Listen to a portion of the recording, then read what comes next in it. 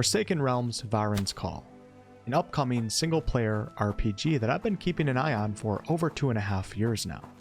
This game initially caught my eye back in 2019 with the release of its alpha trailer. And during that time, the game was actually under the name of Forsaken Realms Exodus Rising. The initial charm of its alpha trailer, accompanied with its fable-like vibes, is what personally pulled me in. I've seen nothing but great improvements since then. Have a look at the game's opening cinematic.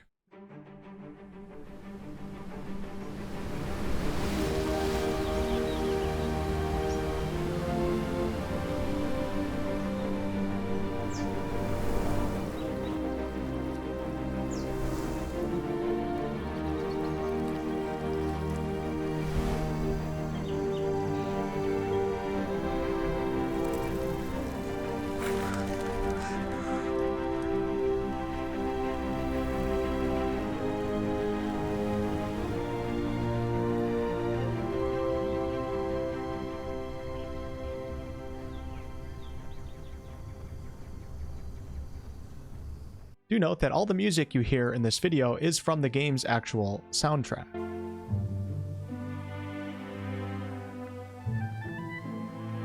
Now, there's no way for me to know if this game is going to turn out to be amazing or not, of course.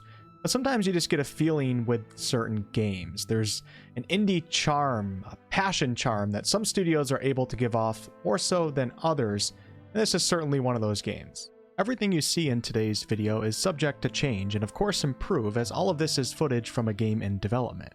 The good news is that Vahrin's Call did enter its beta stage earlier this year, 2023, and the team informed me that they have been making fantastic progress across the board, with much of the game finally coming together now. And speaking of the team, the company behind Vahrin's Call goes by the name of Titan Rock, a very, very small independent game studio from southwest England. The initial release for Vahrin's Call is going to be PC only with controller support. They do have plans to bring it to consoles at a later date. 2023 was initially planned as the release year. I think it's safe to say 2024 is the likely bet now. Let's talk about what this game actually is, and I do have plenty of gameplay clips that were sent to me from the devs from its beta stage that show all the progress that it's been making.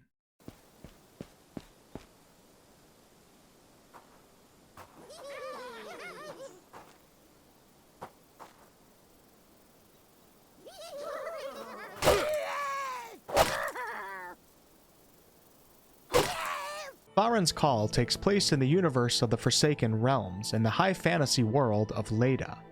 Forsaken Realms is actually planned to be the franchise name for what hopefully turns into a long series of games, if Vahrin's Call turns out to be successful.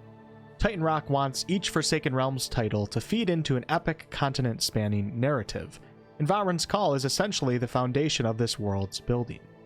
Vahrin itself is a war-torn city on Leda. You'll be playing as a customizable mercenary traveling towards the city, completely unaware of the role you're about to play in this once great city's fate.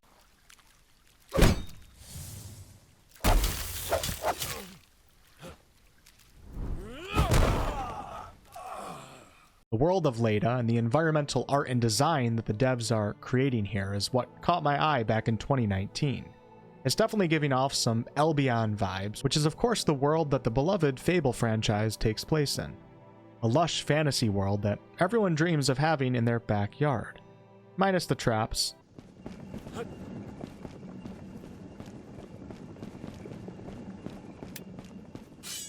The zombie-looking creatures.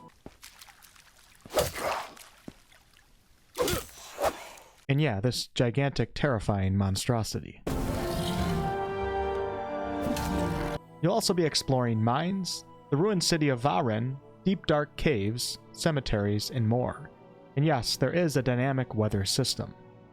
Vahrin's Call is being described as a story-driven, semi-open world, and Titan Rock actually just released a YouTube short further explaining what this means.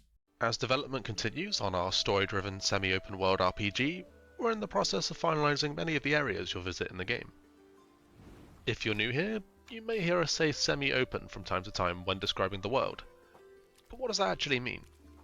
Well, some locations in the game are open, offering you the chance to discover hidden treasure, unlock new skills and spells, take on side quests, and so on. Other locations provide more linear dungeon-like experiences, which serve to progress the main story and push you further into the city's depths. With this in mind, how you decide to explore the world is entirely up to you. If you want to run through the open areas and load straight into the locations that focus on the main quest, then you're absolutely free to do so.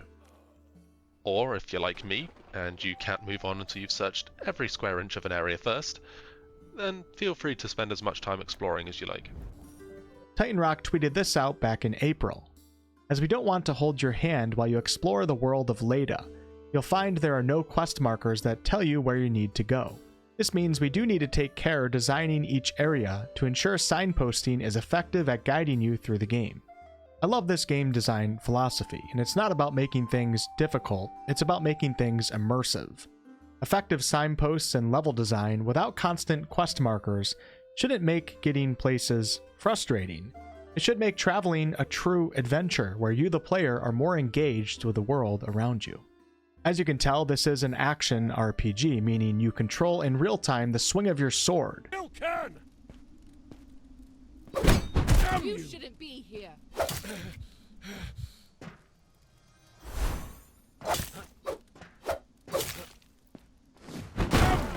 The shot of your bow.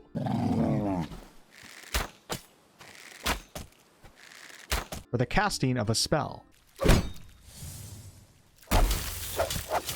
As someone who's been following this game for quite a while now, the combat presented in these beta clips has drastically improved from before. I'm really happy with the direction that they are taking it. Starting to see some real impact behind the attacks, and damn, these spells keep getting cooler and cooler.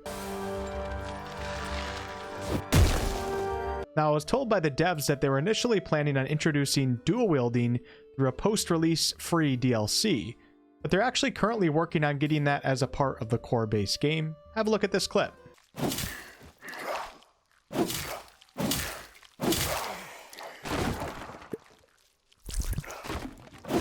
Throughout your journey, you'll be discovering magical spells, unique skills, and an array of diverse weapons and clothes, and this will let you tailor your character to your own preferred playstyle. And speaking of your character, you will have plenty of options to customize their appearance in the game's character creator. The leveling system in this game is said to have more of a traditional RPG approach with its attributes. The more you use it, the better you get. But running, jumping, and dodging, for example, will increase your stamina. There's also going to be a crafting system that allows you to craft different weapons and armor by gathering and collecting resources. And then you'll have to travel to blacksmiths, whom are located throughout the world. There will be different tiers of weapons and armor which can be upgraded, and you'll be able to imbue your weapons with powerful effects such as fire. And lastly, I think it's important to point out the recent addition of fully voiced characters. Implementing voice acting has been an ongoing task for us the past few months, and I'm pleased to say that we're making fantastic progress with it all. Like I say with all promising looking indie games, a simple wish list over on Steam can go a really long way. Thank you all so much for watching. I'll be sure to keep you updated on the future of Forsaken Realms' Vahrin's Call.